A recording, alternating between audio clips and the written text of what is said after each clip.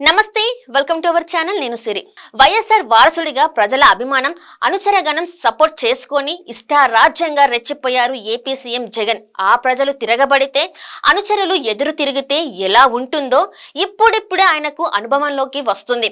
ఏదో చేస్తారని భారీ మెజారిటీ కట్టబెడితే సీఎం సొంత ఆస్తులు పెంచుకోవడం తప్ప జగన్ ప్రభుత్వంలో ప్రజలకు, పార్టీ కార్యకర్తలకు కష్టాలు, నష్టాలే మిగిలాయి.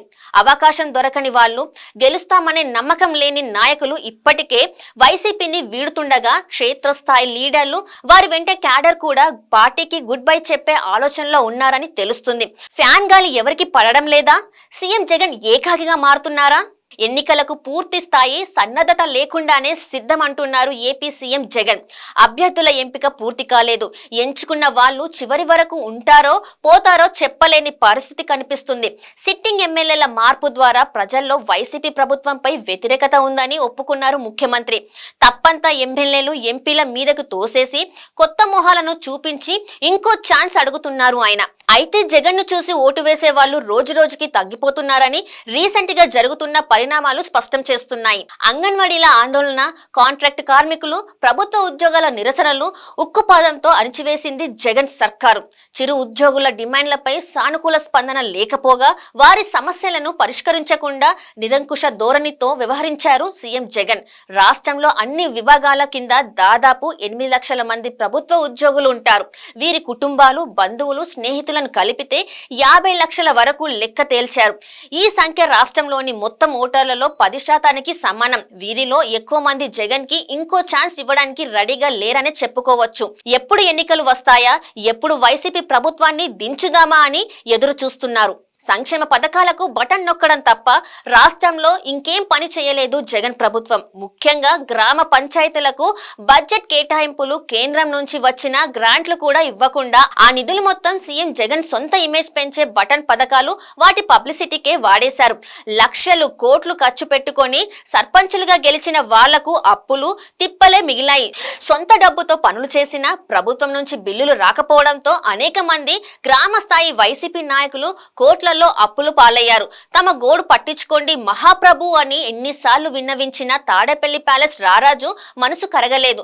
సర్పంచుల సంఘం అసెంబ్లీని ముట్టడిస్తే వారికి పోలీసుల బూటుకాలి తన్నులతో సత్కారం చేసింది జగన్ ప్రభుత్వం. ఆంధ్రప్రదేశ్ లో మొత్తం 27,800 గ్రామాలుండగా సుమారు 14,000 గ్రామ పంచాయతీలు ఉన్నాయి. ఒక్కో పంచాయతీలో సర్పంచ్ తో పాటు సరాసరి 10 మంది వార్డు మెంబర్స్ ఉన్నారనుకుంటే వీరి జనాభా లెక్క 1,50,000.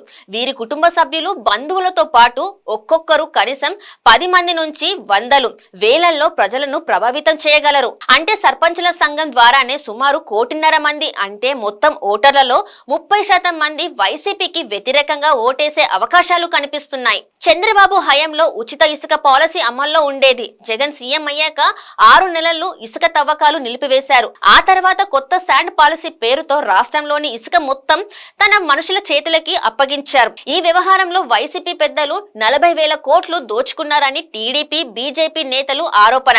ప్రతిపక్షాల విమర్శలు పక్కన పెట్టినా భారీగా పెరిగిన ఇసుక ధరతో రాష్ట్రంలో భవన నిర్మాణ రంగం కుదేలైంది. లక్షలాది భవన నిర్మాణ కార్మికులు ఉపాధి కోల్పోయారు. AP construction works welfare board లెక్కల ప్రకారం రాష్ట్రంలో భవన నిర్మాణ కార్మికుల సంఖ్య సుమారు 15 లక్షల మంది. బంధుమిత్రులతో కలిపితే ఈ వర్గం ఓటర్ల సంఖ్య 60 లక్షల వరకు ఉంటుంది. మొత్తం ఓటర్లలోని వీరి వాటా 12%. ఇందులో మెజారిటీ ఓట్లు జగన్ కి వ్యతిరేకంగానే పడతాయని ప్రత్యేకంగా చెప్పాల్సిన అవసరం లేదు. ప్రతిపక్ష సానుభూతి పరులని, ఒక్క కులాన్ని టార్గెట్ చేయడం, జనసేనాని పవన్ కళ్యాణ్ ని నోటికొచ్చిన బూతులు తిట్టడం, దళితులు, వెనుకబడిన వర్గాలపై దాడులతో దాదాపు అన్ని వర్గాల ప్రజలలో జగన్ ప్రభుత్వంపై వ్యతిరేకత కనిపిస్తుంది. ఇవన్నీ లెక్కలోకి తీసుకోకుండా కేవలం ప్రభుత్వ ఉద్యోగులు, స్థానిక సంస్థల ప్రజా ప్రతినిధులు, భవన నిర్మాణ కార్మికుల రూపంలోనే దాదాపు సగం ఓటర్లు వైసీపీకి వ్యతిరేకంగా కనిపిస్తున్నాయి. ప్రస్తుతం వైసీపీ టికెట్లు దక్కని ఎమ్మెల్యేల ధిక్కర స్వరాలు జగన్ సర్కార్ పై వ్యతిరేకతను సూచించే చిన్నపాటి టీజర్ లాంటివేనని, మొత్తం సమాజంలో అధికార పార్టీపై ఎంత ఆగ్రహం ఉందో చూపించే అసలు సినిమా త్వరలోనే ప్రారంభం కాబోతుందని హెచ్చరిస్తున్నారు రాజకీయ పరిస్థితులు. మరి ఇన్ఫ్రంట్ క్రొకడైల్ ఫెస్టివల్ ని సీఎం జగన్ ఏ విధంగా జరుపుకుంటారో చూడాలి.